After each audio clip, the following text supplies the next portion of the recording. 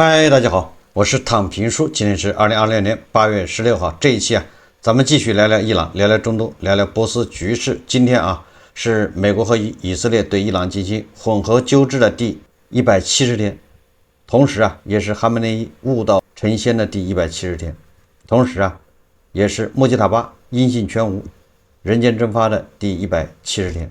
根據央視報道美大打口水戰。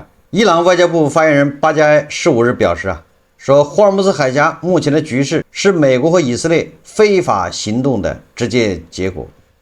目前美伊雙方就霍爾木茲海峽問題展開激烈交鋒，雙方在這一問題上頻頻表態，互不相讓。對此，有分析人士指出雙方持續對峙，分歧難彌，局勢或將陷入循環，霍爾木茲海峽短期內恐難以實現完全通航。這對特朗普來說無所謂了目前這個現狀，油價沒有漲，那特朗普他就不着急了。特朗普總統當地時間14日在紐約州長島舉行的一個活動上聲稱，擊敗伊朗後，他會很快宣布霍爾木茲海峽為美國領土。對此，伊朗副外長加里布阿迪15日強調，霍爾木茲海峽並非靠一條推文、一艘航空母艦、一紙命令或一次演說就能被剝奪。霍爾木茲海峽過去是、現在是、以後也是伊朗的不可分割的一部分。這條海峽的開放與關閉都只能由伊朗掌控。伊朗的司法總監艾傑伊同日在社交媒體上發文說特朗普關於霍爾木茲海峽的荒謬言論不過是他的妄想。分析人士指出說當前美伊就霍爾木茲海峽問題持續對峙，雙方短期內在該問題上做出重大讓步的可能性較小，除非美方決定對伊朗發起新一輪大規模軍事打擊，否則持續博弈的僵局不會發生顯著變化。特朗普欲擊敗伊朗，將霍爾木茲海峽納為美國領土的設想將成為空談。分析指出說，特朗普目前在伊朗問題上的言行源自他的挫敗感，他確實沒有好的軍事選項，在難以贏得的戰爭和難以接受的和平之間進退兩難。但也有專家認為說不排除軍事衝突再度升級的可能。儘管當前美伊相對克制，但均承受內外壓力，雙方因霍爾木茲海峽通航問題大動干戈的風險依然存在。只要雙方無法達成有效的協議，局勢就很難真正走出升級、緩和再升級的循環。這個伊朗人逼急了開始掉書袋子了這個伊朗外交官巴加埃就是發言人他開始批評特朗普的政策。怎麼批評呢？說美國有一種病態的說謊和欺騙傾向。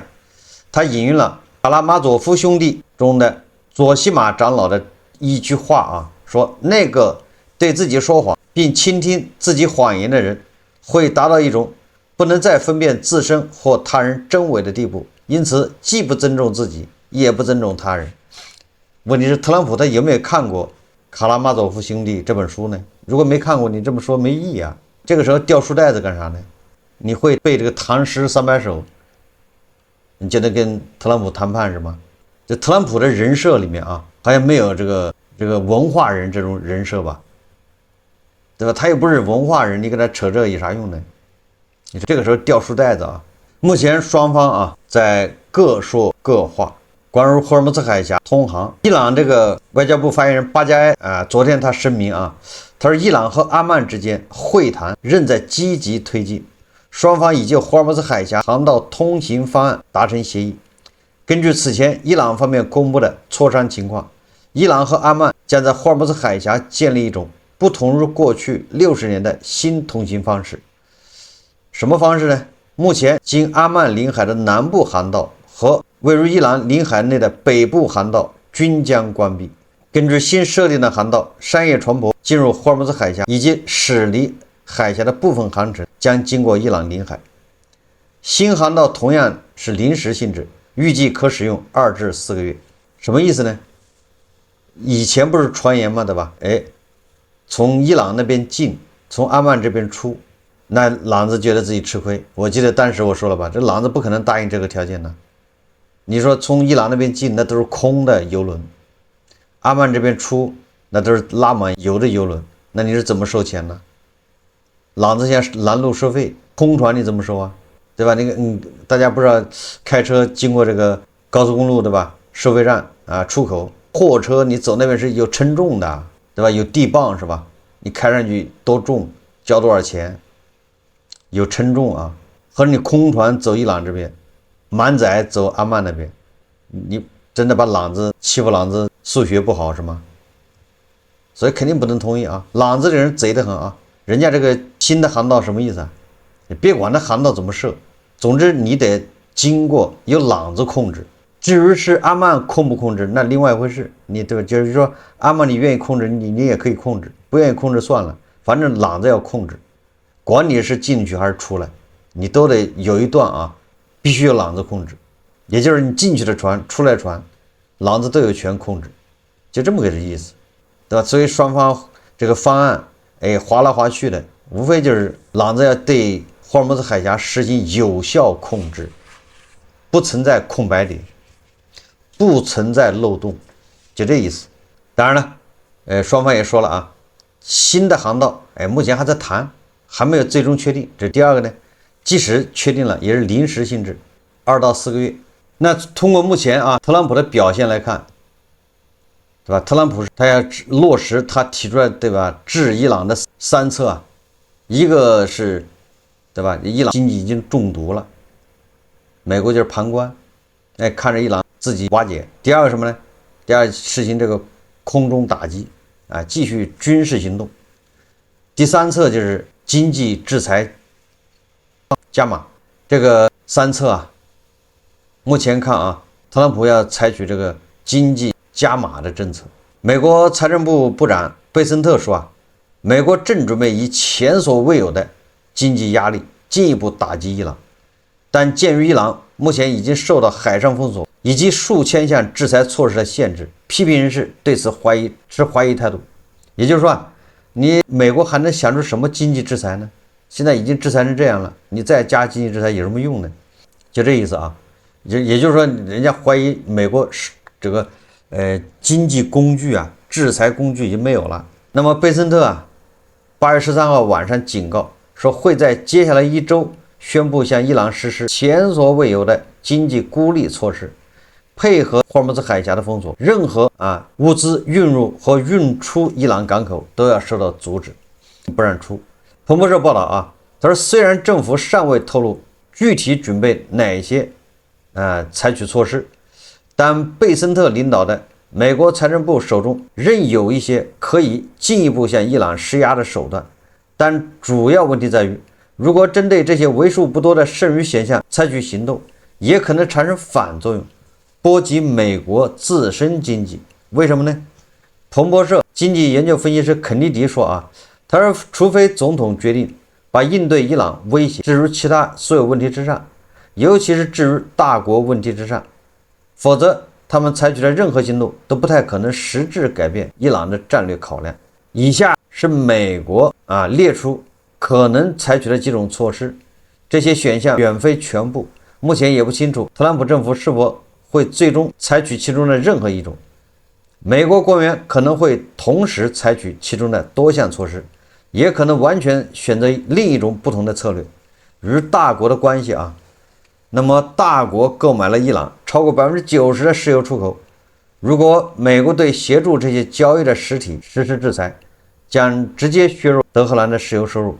自美國2月底開始對伊朗發動戰爭以來，華盛頓已經制裁部分大國地方煉油廠和企業，但到目前為止，美国仍然沒有對為相關貿易提供融資的大國的大型銀行下手，也就是說還沒對金融機構採取措施，對部分的電廠已經採取制裁了。風險在於，如果美國制裁大國企業或金融機構，可能會在美國總統特朗普與大國計劃舉行會晤之前，進一步加劇美中緊張關係。與此同時這也存在經濟上的權衡。如果限制伊朗原油進入市場，就意味着全球市場将失去一部分價格較低的伊朗原油供應，從而可能進一步推高目前已經處於高位的油價。今年5月，大國要求國內企業不得遵守美國針對5家煉油企業實施的制裁，這時大國大型銀行陷入兩難，一方面要遵守北京方面的要求，另一方面又要面对可能失去的美国金融體系資格的風險。第二個就是外匯兌換機構啊，在阿聯酋等國家有不少外匯兌換機構幫助伊朗將海外資金調回國內。伊朗出售石油後啊，仍需要通過外匯兌換機構和中間商將收到的貨款，通常是人民幣啊，兌換成德黑蘭方面實際能夠使用的貨幣。美國財政部已經表明，將這一環節視為伊朗金融體系的一個弱點。作為貝森特經濟怒火行動一部分，財政部已對一些伊朗外匯兌換機構實施制裁，指控這些機構幫助伊朗洗錢，涉及數十億美元的外匯資金。採取這類措施將使伊朗難以動用相當一部分資金。不過，多年來，伊朗一直建立各種替代渠道，以便繞開正規金融體系的進行資金轉移。因此，切斷個別外匯兌換機構的渠道，很可能只會促使相關貿易交易轉向新的中間商、其他貨幣或數字資產，而不是徹底停止。那麼，伊朗的貿易夥伴啊，美國可能会威脅對任何與伊朗開展商業往來的實體實施2級制裁，即使相關業務規模十分有限。這類似於特朗普2017年針對朝鮮採取的做法。此舉可能迫使外國企業和銀行在與伊朗做生意和保留進入美國金融體系的資格之間做出選擇，從而使華盛頓的施壓範圍遠遠超出那些直接參與伊朗石油貿易的實體。2級制裁啊，這樣的措施不僅可能進一步向俄羅斯和大國施壓，也可能波及伊朗周邊國家企業和金融機構，包括土耳其等美國合作夥伴，因為這些國家與德黑蘭仍保持着較大規模的商業往來。特朗普此前已經提出過類似做法，曾威脅對與伊朗做生意的國家加徵25%的關稅，但迄今並未真正落實，也就是2級制裁唄，對伊朗的貿易夥伴來威脅他。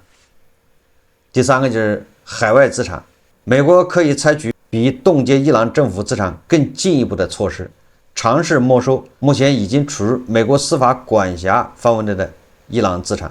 這種做法可以借鑑小布什政府2003年入侵伊拉克後採取的措施。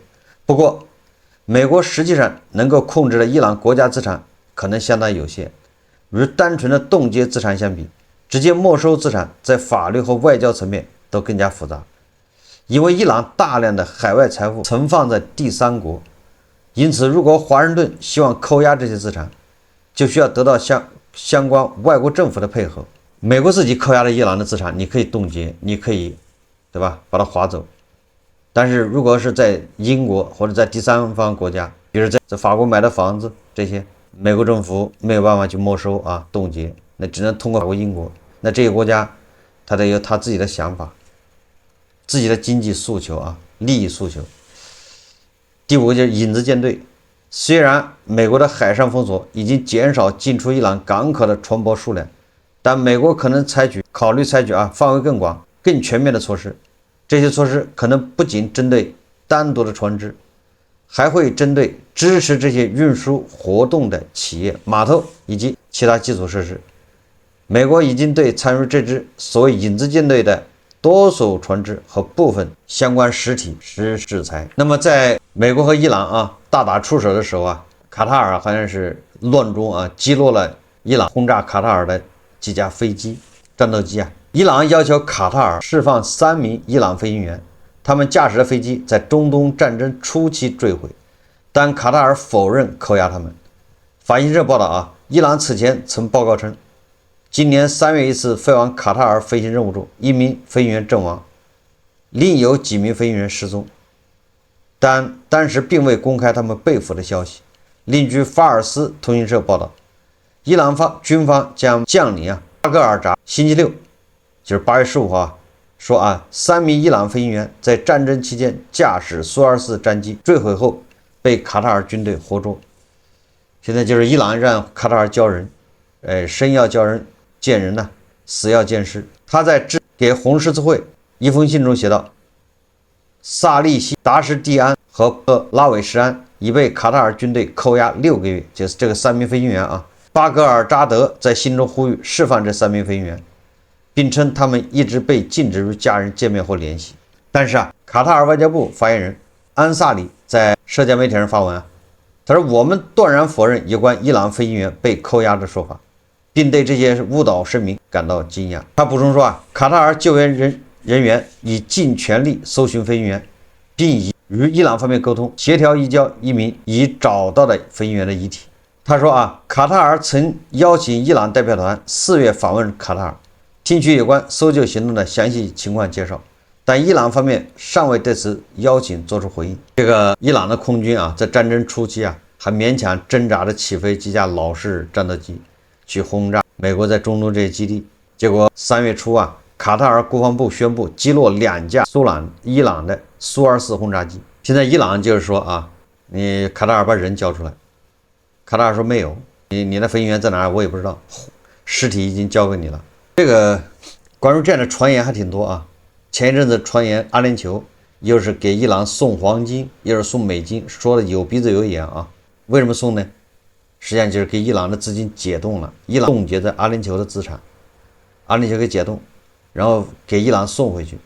當然這都是媒體報道我不太相信，因為阿聯酋不可能違背特朗普的意志就人家在凍結在封鎖，你還把美金資產解凍給伊朗人送過去，還傳言從阿聯酋飛這個德黑蘭的航班很神秘，感覺上面拉着錢。當然這都是謠言因為阿聯酋人根本就不承認，予以否認根據路透社援引4位消息人士的話報道，阿聯酋已同意向伊朗解冻100亿到200億美元的資金，作為結束伊朗對阿聯酋領土打擊的安排一部分。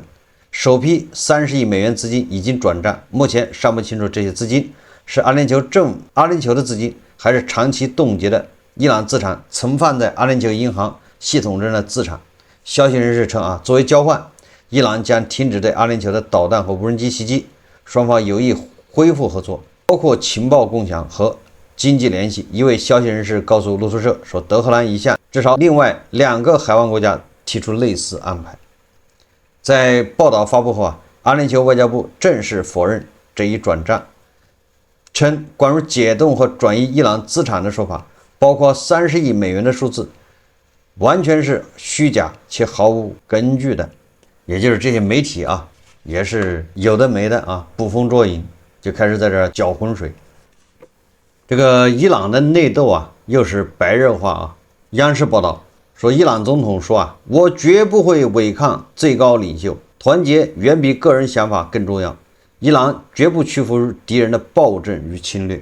當地時間8月14日，伊朗總統佩泽西強表示敵人如今破壞伊朗國家穩定的方式不僅僅是軍事手段，還企圖在伊朗內部制造分裂，破壞內部團結。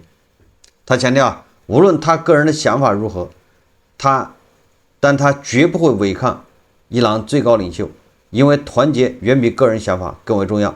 他還表示，伊朗會繼續抗爭，絕不屈服於敵人的暴政與侵略。這個佩澤西強為什麼這個時候說這話呢？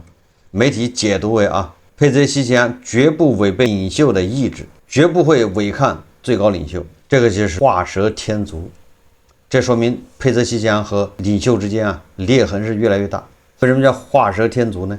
对吧？像這種國家忠於最高領袖，那是不用說的，說那就說明有問題。佩泽西强說無論他個人的想法如何，他也絕不會違抗伊朗最高領袖，因為團結遠比個人想法更為重要。什麼意思這潛台詞就是他的想法跟領袖是不一樣的。但是你別管我想法是啥，也別管我，對吧？我是怎麼想的，我反正是不會違抗最高領袖，就這意思我個人的想法沒有團結重要。那這什麼意思大家仔細琢磨琢磨，這就是沒有看齊意識你跟最高領袖，你居然還有個人想法，最高領袖的想法就是你的想法這沒毛病吧？這在這種國家呢必須這樣子，最高領袖的想法就是你的想法，你不能有個人想法。結果佩澤西强居然不僅承認自己有個人想法，而且還說想法跟最高領袖不一樣。但是呢，我是為了团結，所以我無条件支持最高領袖的想法，我自己的想法擱到一邊。這個不就是穆吉塔巴給佩泽西强甩鍋嗎？對吧？這個美國和伊朗的這個諒解備忘錄一簽完之後啊，穆吉塔巴不就發了個聲明嗎？說我是不同意這個啊，我個人是不同意跟美國達成協議的。但是為什麼又同意了呢？就是我內心啊，實際上我是不同意的，但是為什麼又同意授權他去簽呢？是因為佩泽西强說了，在談判中要保護伊朗的利益，这麼一大堆的。你看看，這和佩泽西强甩鍋給穆吉塔巴不是一個道理嗎？雖然我啊有不同看法，但是我也不能違抗最高領袖，那就是所有的政策，所有的投降還是不投降，簽不簽協議，跟不跟美國人談，放棄不放棄核武器等等，都是最高領袖說了算。雖然我對這些事情我有想法，我有不同看法，但是這些不重要，重要的是我們要團結。你看看，這不就是佩泽西强把自己摘出去了嗎？对吧？我是不同意這些東西的啊，潛台詞就是你搞那一套我不同意，但是我為了團結，对吧？咱們不能違抗最高領袖，所以暫時屈從他，他說什麼就是什麼。實際上就是佩泽西强再一次啊，把朗茲國內的這種分裂搬到台面，對吧？對領袖要有看齊意識，叫忠誠不絕對，就是絕對不忠誠，這些東西都是耳熟能詳的。朗茲6000年文明，難道玩不明白這個嗎？所以他越這麼說，越說明啊，他們內鬥越來越激烈。那為什麼激烈呢？是因為現在啊，美國的軍事打擊啊，暫時這個解除，就是危險啊。那麼當外部的危險警報稍微解除的時候，他們有了這個喘息之機啊，他們就要收拾內部，對吧？有條件有機会有这个，对吧？開始內鬥，而內鬥的時候，這個穆吉塔巴很有可能就會，對吧？把佩澤西強邊緣化，就你一點權利都沒有了，啥也不經過你。雖然你還是總統，你沒有任何權利。等到你這個任期一到，你就滾蛋，對吧？重選一個，然後這個穆吉塔巴把這個軍方的人，對吧？都換了一遍，這個對佩澤西強來說也不是好現象。下雨天打孩子啊，閒着也是閒着，趁現在美國特朗普的吧，想降低調門，不想升級衝突，在這個時候，黨的強硬派就有了這個收拾啊這些主和派的機會。伊朗啊已得出結論，說外交已死。德黑蘭認為，與美國的新一輪衝突現在已不可避免，並將所有努力轉向準備全面協調打擊，而不是在談判上浪費時間。根據伊朗媒體報道啊，伊斯蘭革命衛隊不再等待協議，他正在準備戰爭。伊朗軍隊處於最高警戒狀態，海峽保持關閉。如果周一停火協議到期而無新的協議達成，德黑蘭準備在協調的大規模襲擊中打擊美國和以色列目標。而這一轉變是明確的，伊朗不再追求外交解決問題，他正在為衝突下一階段做準備。這就是我說的欲進而風不止。特朗普你想就這麼耗到中期選舉，那朗子他不可能，對吧？隨你所願，他一定會破壞。那就看特朗普能不能忍吧。那麼到了這個周一啊，就是明天啊，美國和伊朗之間為期1個月的停火協議就到了。到了怎麼辦呢？停火協議到了之後打不打呢？朗子的意思要升級，就要打。一位美國高級官員表示，談判目前停滯不前，沒有立即延期的計劃。這位官員說啊，關鍵在於伊朗是否願意回到談判桌前，同意達成協議。目前來看，他們還沒有做到這一點。而伊朗對美國提的要求啊，那就是5條：賠償戰爭損失，解凍被凍結的資產，停止對伊朗的威脅等等。伊朗的副外長加里巴巴迪在 X 上發帖說啊，如果美國不接受失敗的現實，不停止沉迷於幻想，伊朗就會繼續對海峽執行封鎖。伊朗外長阿勒克齊在同一天表示，伊朗尚未決定恢復與美國的談判。儘管伊朗態度仍然強硬，但也出現了經濟受損的跡象。伊朗總統佩澤西強周六在公開講話中，將國內高漲的通脹歸咎於美國封鎖伊朗港口，對伊朗石油出口制裁。佩澤西強說啊，我們的收入也減少了，我們過去出售石油，但現在不能出售，許多工廠遭到破壞，我們無法像以前那樣向他們徵稅，不僅收不到稅，我們還得撥款維持他們的運轉。畢竟經濟的齒輪必須繼續轉動，佩斯基将說啊，最後啊，我们再說一下，特朗普现在穩住了啊，他沉住气，在经濟上对伊朗进行加码施压，看伊朗人怎么破这個局啊，不戰不和，對伊朗人來說是非常難受的，因為現在你看特朗普所顧及的啊，這個油價並沒有飆升，所以說朗子封鎖霍爾木茲海峽對特朗普的打擊就那麼多了，沒有什麼啊更深的傷害。但是隨着美國對伊朗的封鎖，對吧？一天，伊朗的經濟啊，那就是在崩潰。所以，為什麼佩澤西將出來喊話，巧婦難為無米之炊？所以不惜啊，跟最高領袖撕破臉，也要把這話說清楚，不能賴我，對吧？不是我們太無能，而是衛隊在胡來呀。好，這期節目我們就聊到這裡，感謝大家收看。如果喜歡我的節目，歡迎訂閱、點讚、評論，謝謝大家。